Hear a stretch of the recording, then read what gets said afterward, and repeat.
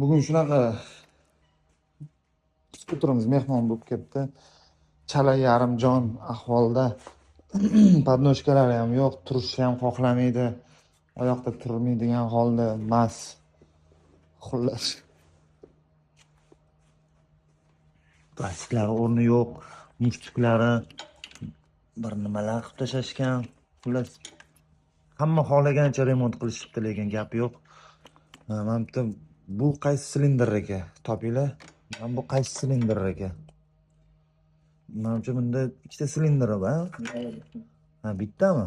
Просто olib kelib qo'yib qo'yilgan rasmlar bo'ladi. Men o'ylanmay ikki silindrmi deb o'ylanman. Mana bu yerda nimadirlar qilishibdi, gap yo'q lekin. Shamaneli. Kuzatib borasizlar, davom etamiz, xudo xolasa.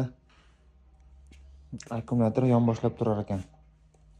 Birinchi o'chirtda mana shunaqa remontni noshga qo'yib olamiz. Endi egasi so'radi, qo'yib bera qoldik. Yengisi narxi 150 ming. Prujinka lekin yo'q. Prujinka topish kerak bo'ladi.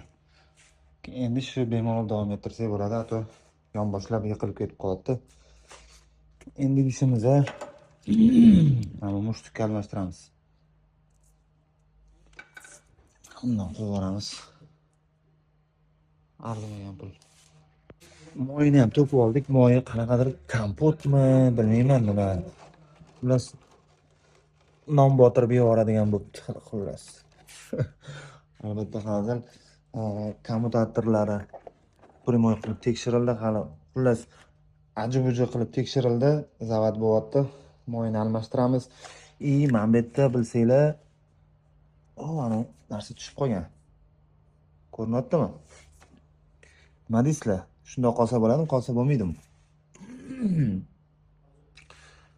Sep chiqib ketishiga sabab bo'ladigan omillardan bittasi.